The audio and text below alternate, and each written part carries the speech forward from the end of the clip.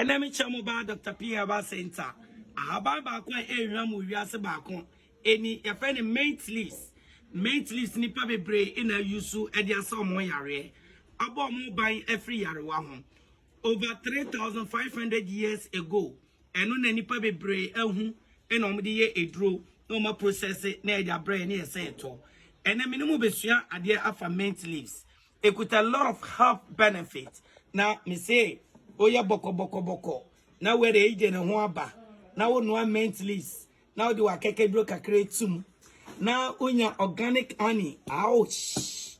Now o de kakra isum. Now o no now o tafre now no man na bonsa ampa. Oduma nkoma yankopon acheyare. Now so ye nim ho hwe. Mint leaves 18 eye de papa. Eye hwam onu a obi a betwa no aba. Na dia na wo no en. Na je say aban no ekuta sweet scented aroma. Okay? Ekuta antioxidant property, antifungal, anti-cancer, antibacterial, any ekuta antiviral property.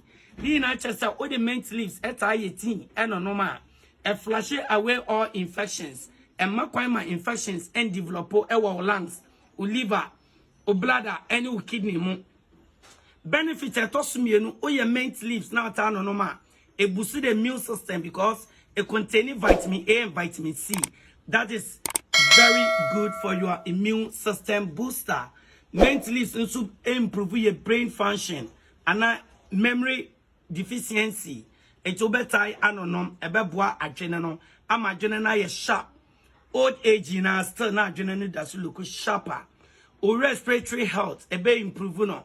Obi owo stress, depression, anxiety, use mint leaves efa ye na enonom. Ebetumi nso afight etia what you call arthritis, cold, any flu. Ebeboa whether we mu ayenwu no. Fa bi no no. Na mumfa akekeduro ka ho. Poor circulation ebeboa obi awo diabetes ana wo mpese wonya bi ono normal ekuta anti-diabetic property. It also cleanses the liver, the lungs, the bladder, any vital organs. Ubetumi anom.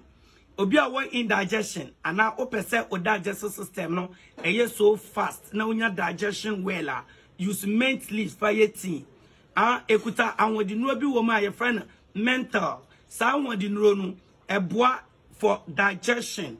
Okay, obi a gas e wo na fu ye kapu bloated stomach me pacho ubetumi ayusu. Apart from that no o san kura no ofia ni hwam keke no etimi so sayaroa. A lot of benefits. A patcho pebi nanom. Nemo me Dr. P me yeti amawa. Me make sure say made a lot of herbs, scent leaves, mint leaves, basil leaves, dandelion, moringa, makani na boom. Me wani tin ankasa wo. Uhie bia frame GB. Onsu betumi akopebi na ye nefa sa ho yare adomninti. Amen.